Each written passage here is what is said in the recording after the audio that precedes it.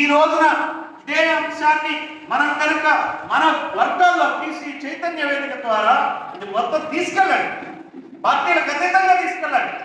మీ రోజు కూడా నేను చెప్తున్నా, ఈ రోజున ఒక బీజేపీకి ఆర్ఎస్ఎస్ ఎట్లా పనిచేస్తుందో మీరు ఎట్లా పనిచేయండి. బీజేపీకి ఆర్ఎస్ఎస్ ఎట్లా పనిచేసి 100 సంవత్సరాల క్రితం పెట్టారు. ఇది చెప్పండి, దేశవ్యాప్తంగా వాదాన్ని పంచింది, ముస్లింల మీద వివక్షను పెంచింది. మనం అందరం హిందువులు అని చెప్పింది. కానీ మన అందరం హిందువులు అయితే మా బీసీ హిందువులకి 52% రిజర్వేషన్ ఇచ్చారు. కమ్మారెడ్డి హిందువులకి రిజర్వేషన్ ఇచ్చుకున్నారు 10%. మరి మాకు ప్రశ్నించాలని చెప్పి మనం హిందువులు అందువల్ల వాదం ద్వారా ఈ రోజున వచ్చింది. అలానే తెలంగాణలో కేసీఆర్ డబ్బులు పంచి ఆయన గెలిచాడా? చెప్పండి, డబ్బులు పంచి గెలిచాడా? వాదాన్ని పంచి గెలిచాడు. మనం బీసీ వాదాన్ని పంచాలా. మీరు బీసీ వాదం తరఫున పంచి బీసీ చైతన్య ఇంటలెక్చువల్స్ అందరూ వచ్చేయండి, ప్రజల్లోకి మెసేజ్ తీసుకెళ్ళండి. మనకు అన్యాయం జరుగుతుందనే విషయం చెప్పండి. మనకి ఎవరు అన్యాయం చేస్తున్నారో నిర్మోహమాటంగా కనీసం చెవులో మంత్రాలు చెప్తారు, మంత్రం బయట చెప్పకూడదు, కనీసం మంత్రం లాగానే చెప్తారు. మీరు అన్యాయం చేస్తున్నారు, మీరు అన్యాయం చంద్రబాబు, జగన్మోహన్ రెడ్డి, పవన్ కళ్యాణ్, మోడీ, రాహుల్ గాంధీ అన్యాయం చేస్తున్నాడు. రాహుల్ గాంధీ ఈ రోజున రాజ్యాంగం పుస్తకం పట్టి వచ్చి రాజ్యాంగం పోయిందంటే పిచ్చోడు లాగా వెళ్తే ఇస్తాడా? ఏమైనా 50% రాహుల్ గాంధీ ఇస్తాడా? మన అందరినీ మలుచుకునే ప్రయత్నాలు జరుగుతున్నాయి. కాబట్టి మనం టీకే ద్రావిడ సంఘం ఎంతో పని చేస్తున్నాం తమిళనాడులో, ఫిర్యాదు అలానే పెడుతున్నారు. అదే కాకుండా ఒక ఐడెంటిటీని మీరు అందరూ మిమ్మల్ని చూడంగానే ఫలానా వాళ్ళు తీయాలి. నేను అందుకే ఫిర్యాదు మాత్రం నల్ల చుక్కాల ఉద్యమం నేను అందుకే చెప్తా. మీరు ఏ పార్టీ అయినా నల్ల చుక్కాయని మీ పార్టీలో కూడా మీరు 10 మంది బీసీలు నల్ల చుక్కాలు మీ వాళ్ళని చెప్తా డిమాండ్ చేస్తే కనీసం కనబడితే ఎంత గొడవ. వాళ్ళకి చాలా భయం ఉంది. జగన్ కానీ చంద్రబాబు కానీ చాలా భయం. రోజు వాళ్ళు ఎక్కడ కలిసి సర్వే చేసి మనం గెలిచే అవకాశం 5 పెరిగిందా, 1 పెరిగిందా, 2 పెరిగిందా అని చూసుకుంటూ ఉంటారు. ఏంటి తగ్గిందండి అనంగా లేదు సార్, బీసీలు మొత్తం సీరియస్ ఉన్నారంటే సరే ఒక మాట చెప్పారు. మనం అధికారంలో వచ్చినాక బీసీలకు 52% రిజర్వేషన్ ఇద్దాం అని చెప్పారు. అక్కడికి బీసీకి వెళ్ళిపోతారు. చంద్రబాబు దిగిపోతాడు, ఆ మాట ఎప్పుడు బాబాయ్ జగన్ ఎక్కుతాడు. మళ్ళీ ఆ తర్వాత మొదలు నేను నా యొక్క బలంతో వచ్చా అంటాడు. 2,75,000 కోట్లు పంచాను నేను డైరెక్ట్ ట్రాన్స్ఫర్ ద్వారా, నాది అది అని చెప్తారు. అందువల్ల నేనేమంటున్నానంటే క్లియర్గా మనం ఎవరైతే మనకు అన్యాయం చేస్తున్నారో అన్యాయం చేసే వాళ్ళ పేరు మనం నిష్కర్షగా చెప్పకపోతే మన ఏజ్ గ్రూప్ వాళ్ళందరూ వచ్చే తరాలకి తీవ్రమైన అన్యాయం చేసిన వాళ్ళమే. అది మనకేం పనిలే, నేను పనిదాన్ని చేయగలిగే ఎక్కడ కూడా పని చేయడం నడవగలం. కనీసం చెప్పడానికి తిరుగుదాం, తిరిగి చెప్పాలా, మాట్లాడాలా, పెళ్లికెళ్తాం, రకరకాల దానికి వెళ్తాం, చెప్పాలా. ఇలాంటివి ఎన్ని మీటింగ్స్ అయితే ఇక్కడ ఉన్న ఒక్కొక్క రౌండ్ టేబుల్ నిర్వహించి మెసేజ్ తీసుకెళ్ళాలి. మనం ఈ రకంగా ముందుకెళ్ళకపోతే ఇది ఒక్క సమస్య కాదండి, ఏ సమస్య పరిష్కారం కాదు. ఒక ఐడెంటిటీతో మీరు ప్రయత్నించండి, ఖచ్చితంగా మార్పులు వస్తాయి. ఈ నాయకులు మన ప్రజల్లో మనకి చైతన్యం వస్తే ఎంత డబ్బు ఇచ్చినా గెలవం అనుకుంటే ఖచ్చితంగా హామీని నెరవేర్చేటువంటి పరిస్థితి ఉంది. అది వాళ్ళ కోసమే వాళ్ళు చేసుకుంటారు. వాళ్ళ అబ్బాయిని చేసుకోవడానికి, వాళ్ళ ఆవిని చేసుకోవడానికి ముఖ్యమంత్రిగా చేసుకుంటారు. అందువల్ల మనం ఆ దృష్టిలో ముందుకు పోవాలని చెప్తూ సందర్భంగా ఒక బుక్ ఉంది దీని మీద. ఈ బుక్ ఏంటంటే డేటా ఇచ్చారు. ఎమ్మెల్యేలు కులాలు ఎంతమంది ఏంటి, ఈ రాష్ట్రంలో ఎన్నికయ్యారు, ఏ కులాల వాళ్ళు అయ్యారు అనే బుక్ ఉంది. ఆ బుక్ నేను ఒకసారి రిలీజ్ చేసి దాన్ని మీరు చేసి సాఫ్ట్ కాపీ కావాలంటే గారికి పంపిస్తాను. అంగన్వాడీ సాఫ్ట్ కాపీ తీసుకోవాల్సింది కోరుతున్నా.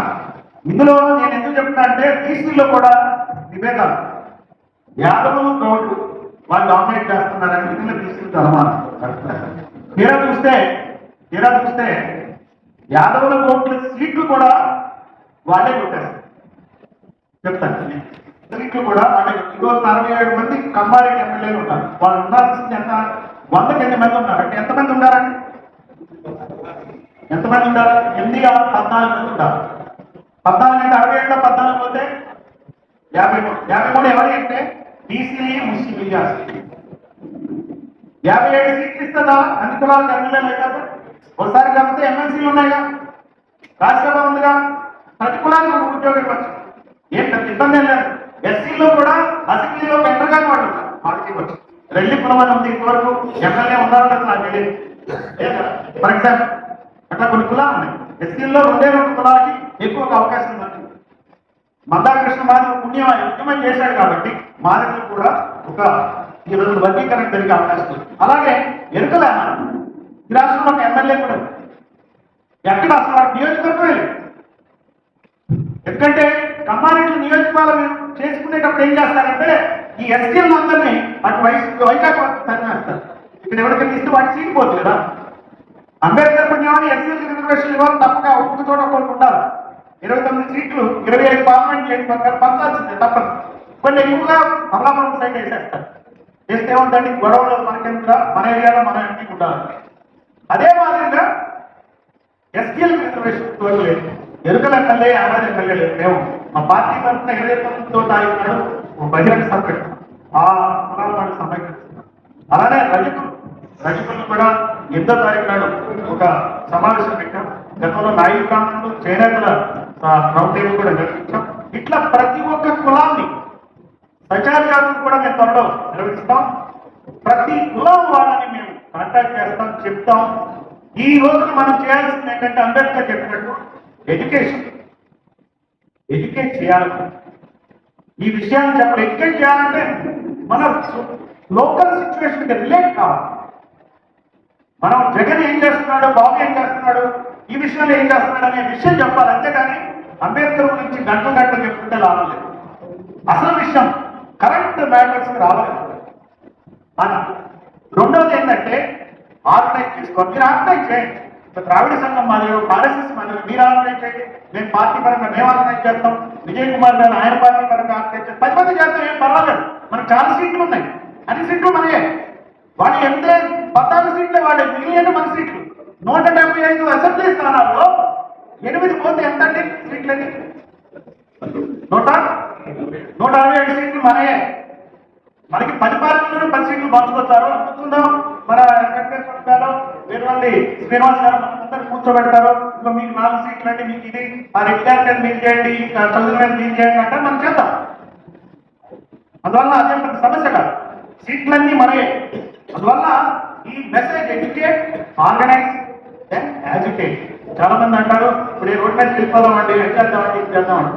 అసలు మనకి తెలిస్తే రోడ్డు మీదకి ఇప్పుడు జగన్మోహన్ రెడ్డి వచ్చాడు, రోడ్డు మీదకి చాలా మంది వస్తారు. ఎట్లొస్తారు చెప్పండి, ఎట్లొస్తారు చెప్పండి.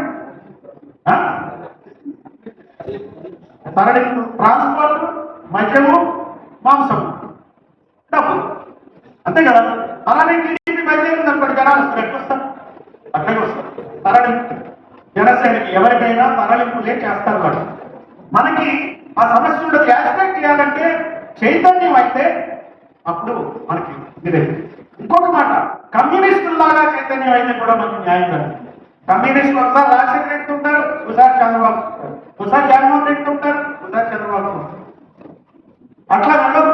ఈ రూలింగ్ పార్టీయే కాదు, అపోజిషన్ పార్టీ కూడా వ్యతిరేకంగా మనం మాట్లాడాలి, పనిచేయాలి. ఉన్నది కదా ఈ పార్టీ కదా, వేడం దించుతాం. వేడం దించితే మనం ఎక్కే సీల్ లేదు అక్కడ. ఇద్దరిని దించితేనే మనకు లేదు. అందువల్ల ఆ దృష్టిలో మనం ఆలోచించాలా. యాజిటేట్ చేయాలంటే అట్లా చేయాలి. Agitation, educate, organise and agitate. ఈ పందాలో మనం వెళ్ళాలి. ఈ పందాలో కాశీరామ్ ఆయన పనిచేశాడు. మనకి నాగమణి గారు విపులంగా చెప్తారు. సో ఈ సందర్భంగా మీరందరూ మరి ఇంతసేపు మీరు విన్నందుకు శ్రద్ధగా మీకు ధన్యవాదాలు తెలియజేస్తూ జై భీమ్, జై